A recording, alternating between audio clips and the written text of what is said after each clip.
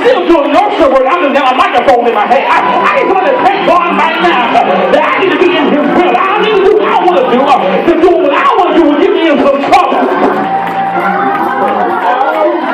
Now, some of y'all are making me upset because there were moments in your life you did everything you was big and bad enough to do.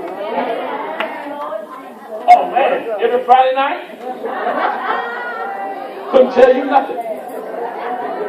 Every Saturday night, don't talk to me here. Couldn't tell you nothing. You got your heels and your mini skirt. You went and bought that good weed to put on your head. You said it's on tonight. Because you did everything you was big and bad enough to do. But how many of y'all are grateful that the grace of God protects me even when I'm reckless for myself?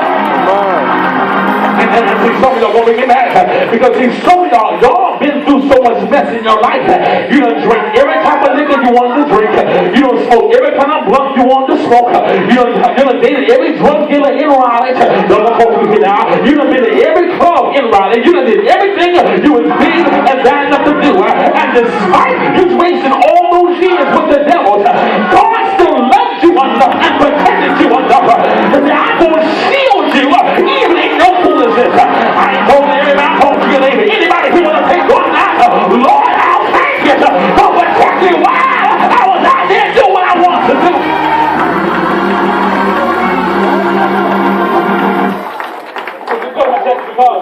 Because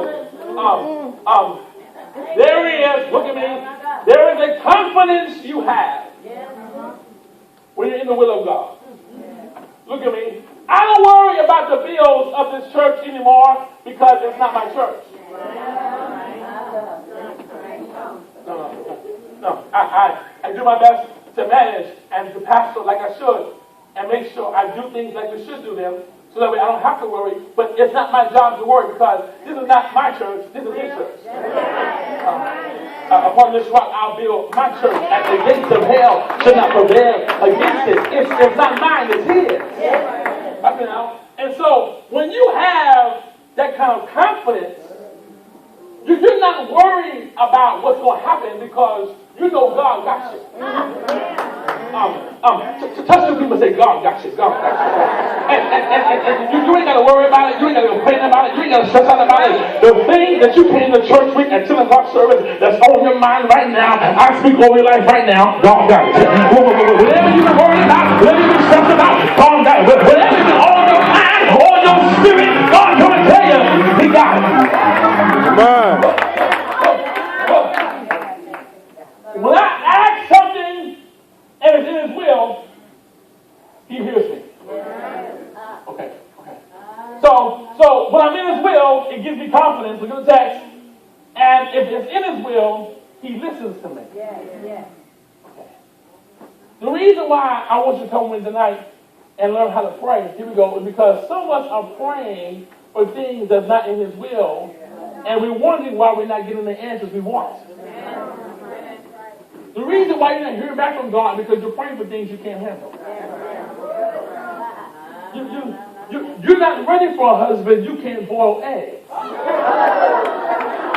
Amen.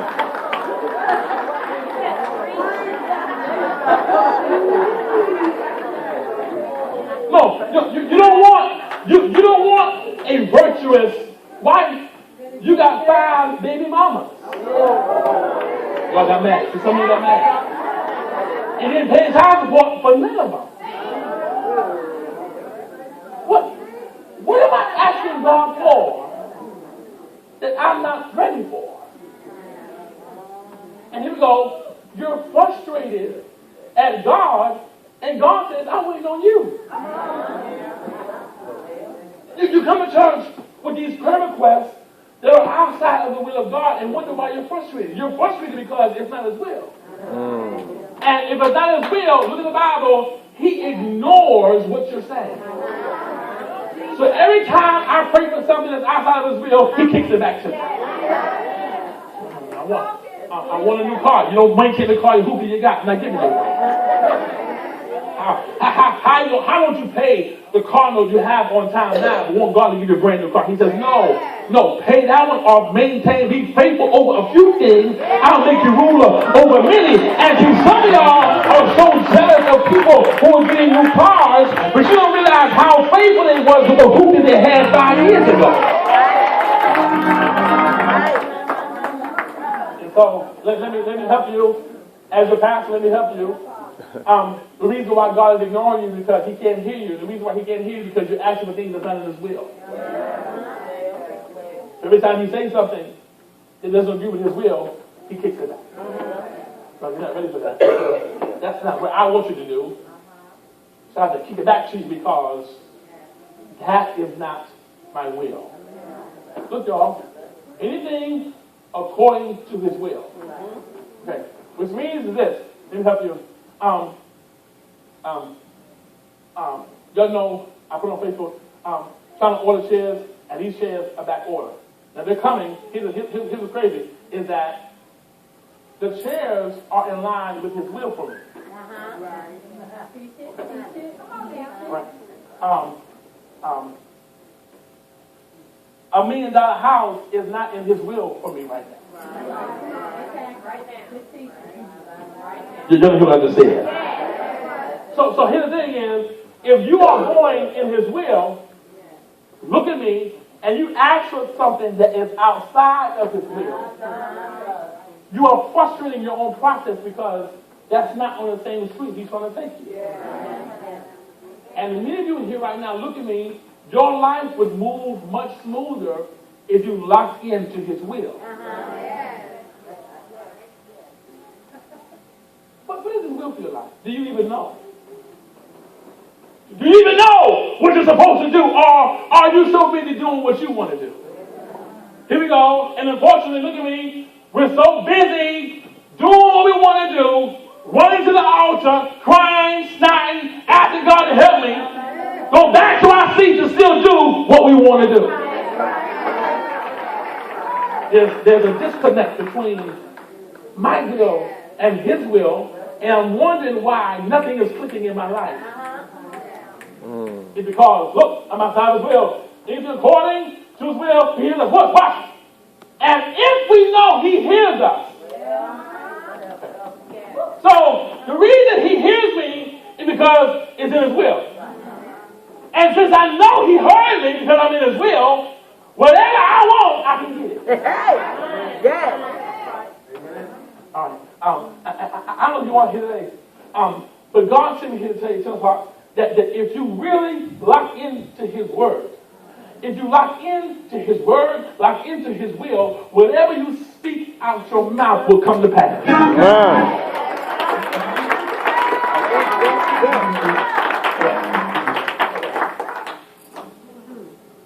Transformation has 3 services now.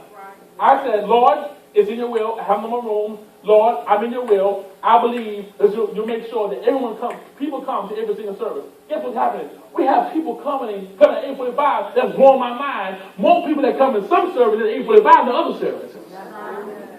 Watch it now. And that service is only what? 3-4 months old. Why? Because I'm in his will. And whatever you ask and you're in his will, it happens for you. What would happen to your life if you tapped into his will?